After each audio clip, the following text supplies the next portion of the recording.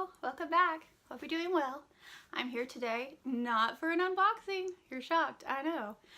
So this year, I'm going to take part in a magical readathon. So if you're here for the Harry Potter content, it's still Harry Potter related. So G over at Book Roast hosts lots of different readathons, but the one that's starting on December 17th is the magical readathon, and it is all Harry Potter themed. So she has made this super cute little template. So we're gonna do activities, and based on the activity we will pick a book to read, and we're supposed to finish this, I believe, by the 26th. I think she gave us just a little bit more than a week. So I'm going to tell you about which activities I'm doing and what book I'm going to read for that, and then I will visit with you when it's over and let you know what I thought of the books. So this is usually referred to as a TBR video, right? What I'm going to read to be read. So the first step is finish your coursework.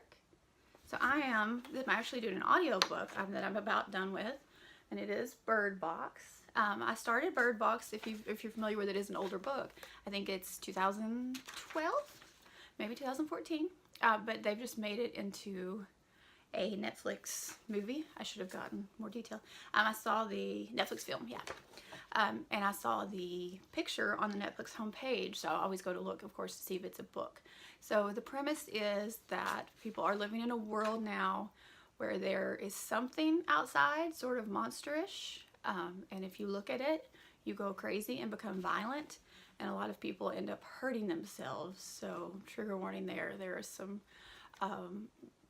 there's some situations where people are hurting themselves, so just keep that in mind. So we have a main character who's living through this, and there's some flashbacks and forward where she is trying to travel in this world and not succumb to what is around her. So I'm excited about it. I am over halfway done with it, so this is, of course, finish my coursework, and I will let you know how it finishes. So the second step here, you see we have two options. You could help Hedwig decorate the trees, or you could have a snowball fight with the Weasleys. So I decided to do decorate the trees with Hagrid because I think that would be so much fun. I'm a sucker for trees anyway. So the point of that was to pick a book with a gold detail. So the book I'm doing for that is Lock and Key by Joe Hill. A whole lot of gold happening here. They're sort of actually graphic novels, and it's part of his series. I wanted to read this for a really long time. I've read some of his other things. He is mostly horror centered, and this one I think is pretty dark, so not for children. Keep that in mind.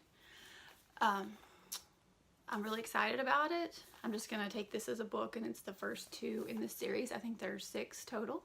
So the premise is that there's a house, and this house during the Revolutionary War was discovered to have a portal under it that demons could come through. But when they came through, they turned into iron. So a blacksmith at the time made them into keys. So there is still, the house still has supernatural elements, and it has all these different doors that lead to different dimensions, etc. And each of those keys that came from a different demon does a different thing. So it follows a family that is in this house and the things that happen to them. So I'm very excited about that. I think probably everything in this could be considered fantasy or sci-fi. So, but again, horror and not child appropriate at all. Okay, so the next option, oh, this is the one where we all come back here, and we visit 3 Broomsticks for mulled pixie wine, and the description for this one was something you could read in a day or an afternoon. So for this one, I picked Tales of Beedle the Bard, which we should all be very familiar with. I've obviously read this before, but I have the new pretty Chris Riddle edition from the UK, and I'm excited to read it with all the pretty illustrations. So these are, of course, the fairy tales, folklore stories that the wizards grew up with, similar to our sort of Grimm's fairy tales and that kind of stuff. So this will be my quick read. Step 3, you had 3 options. So you could exchange presents at your common room, sneak into the kitchen to give Dobby odd socks, or attend the Yule Ball. And I picked attend the Yule Ball because I am a Yule Ball fan. And this was supposed to be a book you've been preparing yourself for, whether it was long or you just hadn't gotten to it. So mine is Murakami, Killing Commendatore. So this is about an artist whose wife leaves him, and he sort of goes to the mountains to take sanctuary, and he finds a very magical painting in the attic, and strange things begin happening. So Murakami's work is very detailed. You really have to pay attention. It goes in a lot of directions, but it is beautiful. And this one has been described as a little bit of an homage to The Great Gatsby. So based on the size and the fact that I know I have to pay a lot of attention, I got it in October, but I haven't read it yet. So it's going to be the one I've been preparing for. I'm very excited about it. I'm just going to scratch myself, sorry. A lot of his books are just beautiful and some of my favorites. He has a book called 1Q84, which is in my top 5 books ever. So they're just always a commitment. They're not a light read, and you've really got to pay attention. So that's the one I've been preparing for. And I'm going to go to the Yule Ball. And so in the last step before the end here, we have 4 options. So you could fly around snowy Hogwarts grounds, put on your Molly's knitted sweater, use the Invisibility Cloak to go to the restricted section, or bring a festive treat to Hedwig at the Owlery. And I've always been a big Hedwig fan and an animal person, so I picked that one. And the book I picked for that, sorry I had to sit on the floor, is Neverwhere by Neil Gaiman. Now I have read this many years ago, but I got this new cool edition that is also illustrated by Chris Riddell, which is not intentional, but it has beautiful new illustrations. And the premise of Neverwhere is that the main character stops to help sort of a scruffy woman, almost, and we assume she may be a homeless woman, on the street. And after he does, he disappears. No one can see him.